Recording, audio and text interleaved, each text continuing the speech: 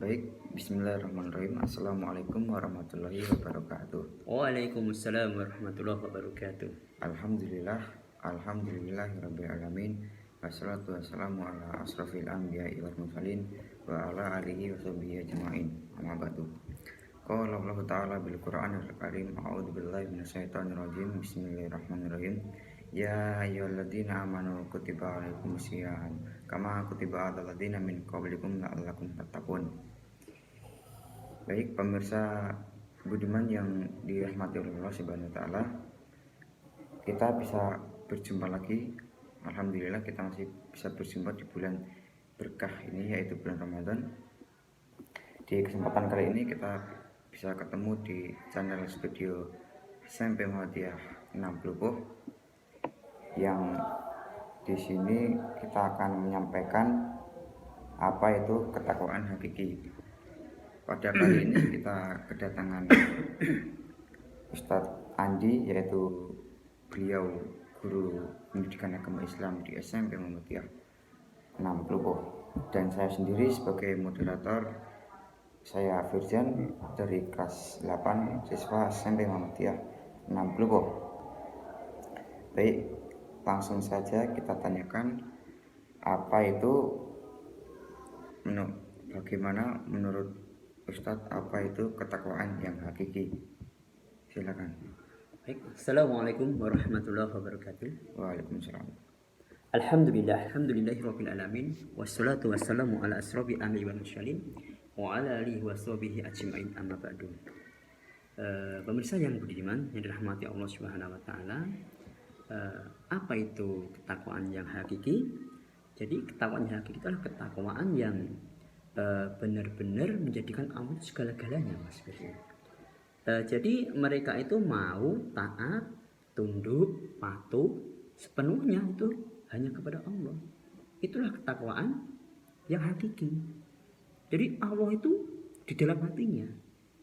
Sebagaimana dalam firman Allah ya, dalam Quran surah Al-Baqarah apa yang panjenengan baca tadi, yaitu ayat 183 yang berbunyi a'udzubillahi minasyaitonirrajim, bismillahirrahmanirrahim, ya ayyuhalladzina amanu kutiba alaikumusyamu kama kutiba alal ladzina min qablikum la'allakum tattaqun. Jadi di dalam bulan Ramadan ini Allah Subhanahu wa taala memerintahkan untuk melaksanakan ibadah puasa kepada umat Islam. Tujuannya apa? Jadi di dalam ayat ini, makna dari ayat Al-Baqarah ayat 183 ini mempunyai makna yang sangat luar biasa. Ya, maknanya apa? Kita dididik oleh Allah Subhanahu wa taala dengan didikan yang luar biasa untuk menjadi pribadi yang bertakwa. La'allakum tattaqun. Nah ini.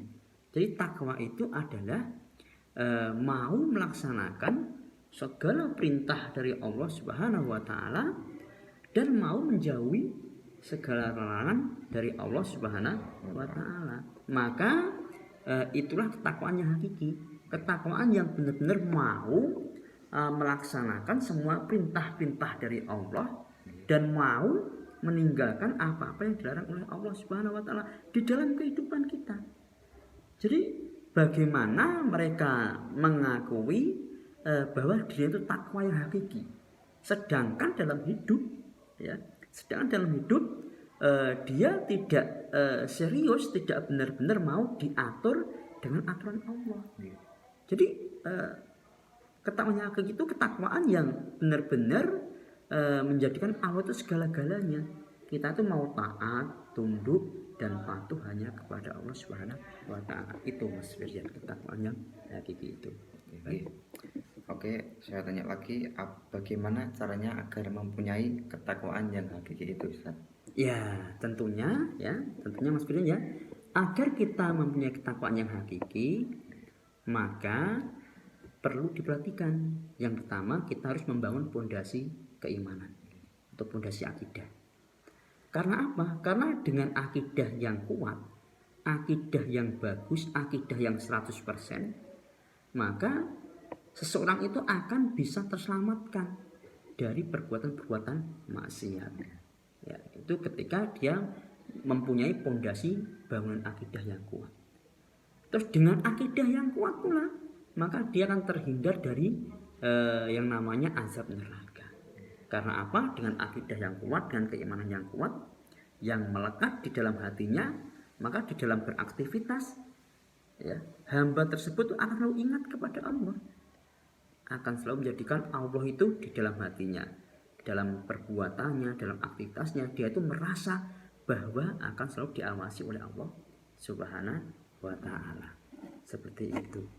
Jadi untuk menjadikan ketakwaan yang hakiki itu, kita perlu membangun fondasi akidah yang kuat. Itu Mas Firza. Oke Ustaz. Lalu bagaimana dimensi ketaatan itu? Apakah untuk konteks individu, apakah untuk berlaku juga untuk masyarakat dan negara? Iya, luar biasa. Ini pertanyaan yang bagus ini ya.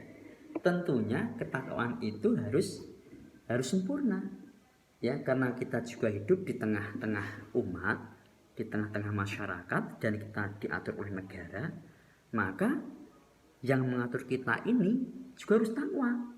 Bagaimana mungkin yang mengatur kita ini tidak takwa? Jadi ketika yang mengatur kita tidak takwa, maka akan berakibat yang tidak baik, gitu loh, ya. Jadi begini ya, selain ada ketakwaan individu, harus juga ada ketakwaan masyarakat dan ketakwaan negara. Di dalam firman Allah, Quran surat Al-A'raf ayat 96, Allah mengatakan, A'udzubillahi minasyaitonirrajim, Bismillahirrahmanirrahim. Walau anna ahla qura amanu wattaqau lafatahna alaihim barokati minasyama'i wal ard walakin katahu fa'akhadnahum bima kanu yaksibun. Jadi sekiranya penduduk negeri ini beriman dan bertakwa kepada Allah Subhanahu wa Ta'ala, pastilah Allah akan menurunkan berkah dari langit dan bumi.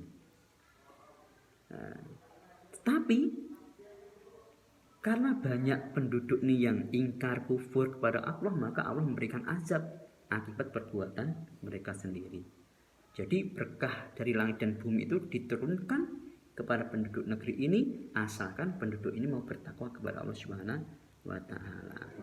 Ya, yang harusnya air hujan yang turun dari langit turun ke bumi, ya, itu untuk apa? Untuk menjadikan buah-buahan itu subur, tanaman itu subur untuk kemakmuran masyarakat. Tapi apa yang terjadi? Air hujan yang turun mengakibatkan banjir bandang di mana-mana. Kemudian dari dalam bumi pun lapindo meletus, ya. Itu apa? Ya, itu bisa jadi karena apa? Kurangnya ketakwaan negara kepada Allah Subhanahu wa Ta'ala. Jadi memang untuk bisa menjadikan, ya, bangsa ini agar kehidupan bangsa ini agar benar-benar diridhoi oleh Allah, maka diperlukan ketakwaan negara, tidak hanya ketakwaan individu. Sudah individunya takwa, masyarakatnya takwa, negaranya takwa, maka sudah komplit. Dan ini nanti akan menjadi apa? Dinamakan negara yang baldatun thayyibatun walaupun ghafur tadi. Jadi negara yang adil dan makmur di bawah naungan Allah Subhanahu wa Ta'ala, yang diridhoi oleh Allah Subhanahu wa Ta'ala itu. Jadi kuncinya ketakwaan itu tidak hanya berlaku untuk individu, tetapi ketakwaan itu juga berlaku untuk masyarakat dan negara. Itu ya. Baik, saya kira itu Mas Firyan. Semoga bermanfaat. Dari saya cukup. Terima kasih. Tafadhol, monggo. Terima kasih untuk Ustadz Anti atas penjelasannya. Oke, gitu saja yang bisa kami sampaikan. Terima kasih. Assalamualaikum warahmatullahi wabarakatuh. Waalaikumsalam warahmatullahi wabarakatuh.